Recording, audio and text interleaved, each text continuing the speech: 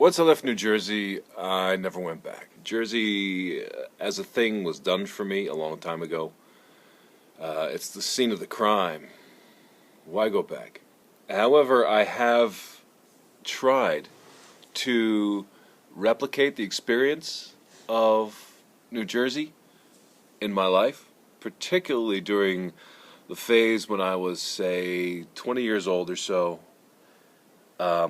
and I lived in Dorchester, Massachusetts. I went there because the streets were kind of mean. It was a poor white trash kind of place. There were just people running around who looked dangerous and violent, and I got off on that because I wanted to recreate Paterson, New Jersey in my own mind, in my own life, and on my own terms. Maybe what I wanted to do was to prove that I could survive in such an environment, so that I would feel tough enough, so that I would feel man enough and could prove to my dad's ghost that I really truly was his son. Part of me also, I believe, wanted to survive an environment like that to prove that I could escape it, that I was not subject to it somehow, that I didn't have to get stuck there. I was going somewhere else. I knew when I walked into Dorchester and went through my whole charade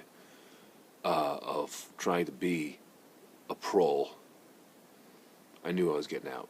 So Meeting House Hill, where I lived, was this area right between Savin Hill and Ashmont.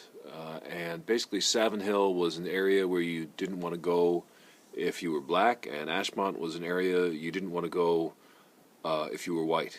All I really ran into in Savin Hill were teenage, 20-year-old boys hanging out in the street corners who seemed like they had no employment or hopes of employment. Ashmont, I tended to stay away from at night, not wanting to test the theory that you don't want to be there when you're white, but I would go grocery shopping there. I had this thing about people not thinking that I'm a bigot. So how did I prove that I was not a bigot? Well, I'd go shop at the black grocery store. There was a big school. I used to go play tennis against the huge wall of this old, crumbling school that looked like children should not be going there. But near that school was a little basketball court, and you had the backboards up there, but you didn't have rims. The people who had the rims were elsewhere, and they were the neighborhood kids who really grew up there. Those were the kids, and they had the rims. On a few occasions, I got to play with them because, I was tall, and I was there. One time I got to play with this just fantastic point guard. He was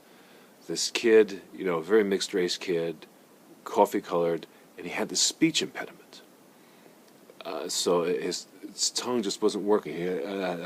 I managed to understand, and so did everybody else, just what he meant. Like, he could tell you with his eyes and the sharpness of his imprecise speech exactly where he wanted you to go to get the ball.